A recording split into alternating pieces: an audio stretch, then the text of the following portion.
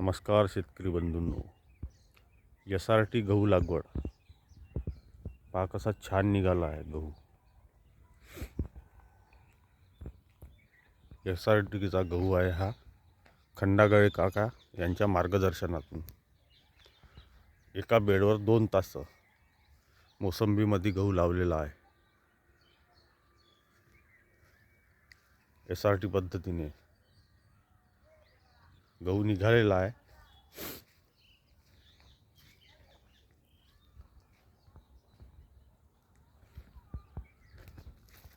मोसंबीत गहू लागवड केलेली आहे SRT पद्धतीने. हे खोडं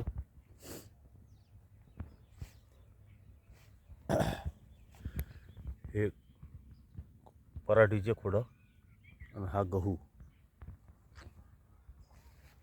टोकन यंत्राने टोकलेला आहे SRT पद्धतीने. खंडागळे काका यांच्या मार्गदर्शनाने मोसंबीला पण बेड आहे.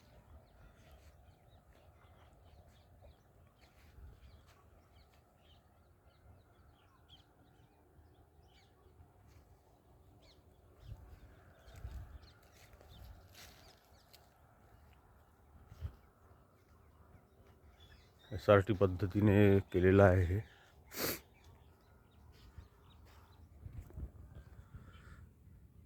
हे वाले खोडं आहे पराठीचे.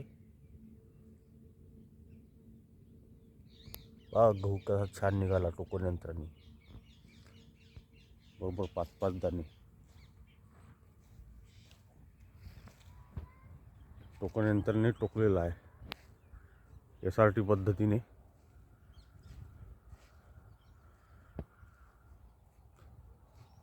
शेतकरी बंधूंनो, याच्यात माझा कल्टिवेटर, रोटावेटर आणि पेरणी एवढं वाचलं आहे.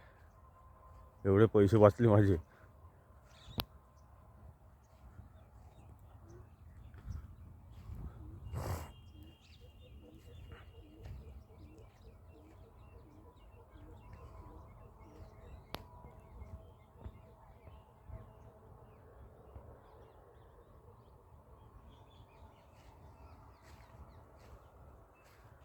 खंडागळे काका यांच्या मार्गदर्शनातून हा गहू केलेला आहे.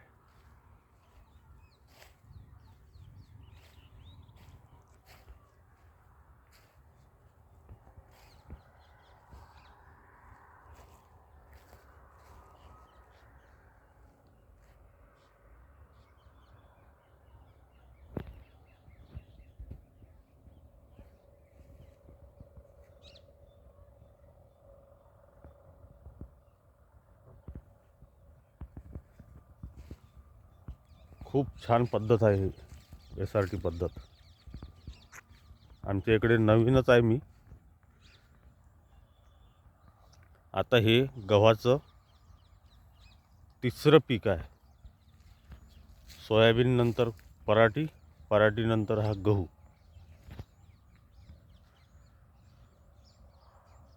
लोक हसतात त्याच्यावर, पण हसाचा काही मतलब नाही आहे. कारण की आपलेच पैसे वाचते, लोकांना हसू द्यायचं. आमच्या इकडे नवीन आहे वर्धा जिल्ह्यात.